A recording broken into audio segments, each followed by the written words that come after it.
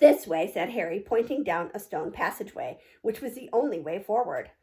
All they could hear, apart from their footsteps, was the gentle drip of water trickling down the walls.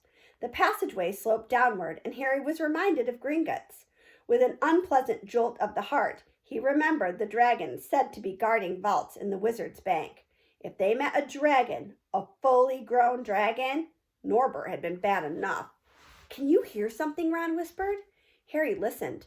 A soft rustling and clinking seemed to be coming from up ahead. Do you think it's a ghost?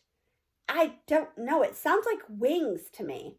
There's light ahead. I can see something moving. They reached the end of the passageway and saw before them a brilliantly lit chamber, its ceiling arching high above them. It was full of small, jewel-bright birds, fluttering and tumbling all around the room.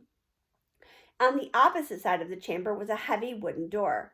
Do you think they'll attack us if we cross the room? Said Ron. Probably, said Hermione. They don't look very vicious, but I suppose if they all swoop down at once, well, there's no other choice. I'll run. He took a deep breath, covered his face with his arms, and sprinted across the room. He expected to feel sharp beaks and claws tearing at him at any second, but nothing happened. He reached the door untouched. He pulled the handle, but it was locked. The other two followed him. They tugged and heaved at the door, but it wouldn't budge, not even when Hermione tried her Alohomora charm. Now what? Said Ron. These birds, they can't be here just for decoration, said Hermione. They watched the birds soaring overhead, glittering. Glittering? They're not birds, Harry said suddenly. They're keys, winged keys. Look carefully. So that must mean... He looked around the chamber while the other two squinted up at the flock of keys. Yes, look, broomsticks. We've got to catch the key to the door. But there are hundreds of them. Ron examined the lock on the door. We're looking for a big old-fashioned one, probably silver like the handle. They each seized a broomstick and kicked off into the air, soaring into the mist of the cloud of keys. They grabbed and snatched, but the bewildered keys darted and dived so quickly it was almost impossible to catch one. Not for nothing, though, was Harry the youngest seeker in a century. He had a knack for spotting things other people didn't. After a minute's weaving about through the whirl of rainbow feathers, he noticed a large silver key that had a bent wing, as if it had already been caught and stuffed roughly into a keyhole. That one, he called to the others. That big one, there, no, there, with the bright blue wings. The feathers are all crumpled on one side. Ron went speeding in the direction that Harry was pointing, crashed into the ceiling, and nearly fell off his broom. We've got to close in on it, Harry called, not taking his eyes off the key with the damaged wing. Ron, you come at it from above. Hermione, stay below and stop it from going down, and I'll try and catch it. Right now! Harry dived. Hermione rocketed upward, and the key dodged them both, and Harry streaked after it. It sped toward the wall. Harry leaned forward with a nasty crunching noise, pinned it against the stone with one hand. Ron and Hermione's cheers echoed around the chamber. They landed quickly, and Harry ran to the door, the key struggling in his hand. He rammed it into the lock and turned. It worked. The moment the lock had clicked open, the key took flight again, looking very battered now that it had been caught twice. Ready? Harry asked the other two, his hand on the door handle. They nodded. He pulled the door open.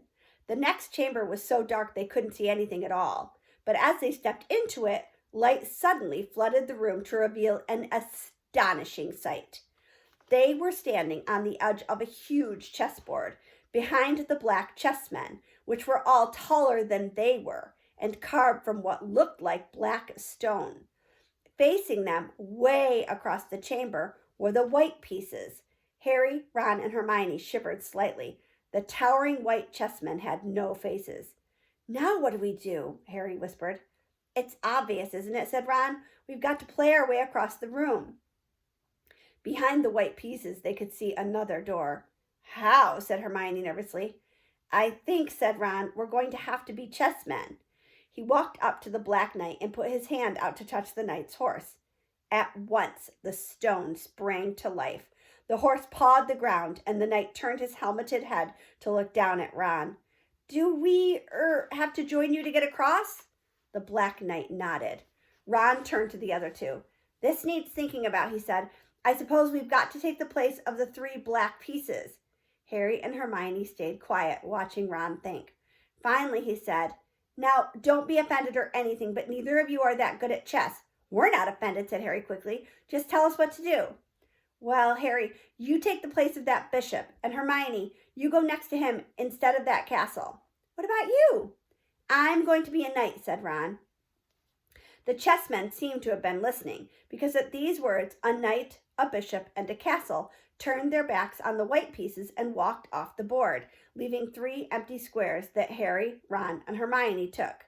"White always plays first in chess," said Ron, peering across the board. "Yes, look." A white pawn had moved forward 2 squares. Ron started to direct the black pieces. They moved silently wherever he sent them. Harry's knees were trembling. What if they lost? "Harry, move diagonally 4 squares to the right." Their first real shock came when their other knight was taken. The White Queen smashed him to the floor and dragged him off the board, where he lay quite still, face down. "Had to let that happen," said Ron, looking shaken. "Leaves you free to take that bishop, Hermione. Go on." Every time one of their men was lost, the white pieces showed no mercy. Soon there was a huddle of limp black players slumped along the wall. Twice Ron only just noticed in time that Harry and Hermione were in danger. He himself darted around the board, taking almost as many white pieces as they had lost black ones. "We're nearly there," he muttered suddenly. Let me think. The White Queen turned her blank face toward him. "Yes," said Ron softly. "It's the only way. I've got to be taken." "No!" Harry and Hermione shouted. "That's chess," snapped Ron. "You've got to make some sacrifices. I take 1 step forward and she'll take me. That leaves you free to checkmate the king, Harry." "But do you want to stop Snape or not?" "Ron, look, if you don't hurry up, he'll already have the stone." There was no alternative. "Ready?" Ron called, his face pale but determined. "Here I go. Now, don't hang around once you've won." He stepped forward and the White Queen pounced. She struck Ron hard across the head with her stone arm, and he crashed to the floor. Hermione screamed, but stayed on her square. The White Queen dragged Ron to one side. He looked as though he'd been knocked out. Shaking, Harry moved 3 spaces to the left. The White King took off his crown and threw it at Harry's feet. They had won. The chessmen parted and bowed, leaving the door ahead clear. With one last desperate look at Ron, Harry and Hermione charged through the door and up the next passageway. "What if He'll be all right," said Harry, trying to convince himself. "What do you reckon next?" "Well, we've had Sprouts. That was the devil's snare. Flitwick must have put charms on the keys. McGonagall transfigured the chessmen to make them alive. That leaves Quirrell's spell and Snape's." They had reached another door. "All right," Harry whispered. "Go on." Harry pushed it open. A disgusting smell filled their nostrils, making both of them pull their robes up over their noses. Eyes watering, they saw, flat on the floor in front of them, a troll even larger than the one they had tackled, out cold with a bloody lump on its head. "I'm glad we didn't have to fight that one," Harry whispered as they stepped carefully over one of its massive legs. "Come on, I can't breathe." He pulled open the next door, both of them hardly daring to look at what came next, but there was nothing very frightening in here. Just a table with 7 differently shaped bottles standing on it in a line. "Snape," said Harry, "what do we have to do?" They stepped over the threshold, and immediately a fire sprang up behind them in the doorway. It wasn't ordinary fire either. It was purple. At the same instant, the black flame shot up the doorway leading onward. They were trapped. "Look!" Hermione seized a roll of paper lying next to the bottles. Harry looked over her head to read it. "Danger lies before you, while safety lies behind. 2 of us will help you, whichever you would find. 1 among us 7 will let you move ahead. Another will transport the drinker back instead. 2 among our number hold only nettle wine. 3 of us are killers, waiting hidden in line. Choose unless you wish to stay here forevermore. To help you in your choice, we will give you these clues 4. First, however slyly the poison tries to hide, you will always find some on Nettle's wine's left side.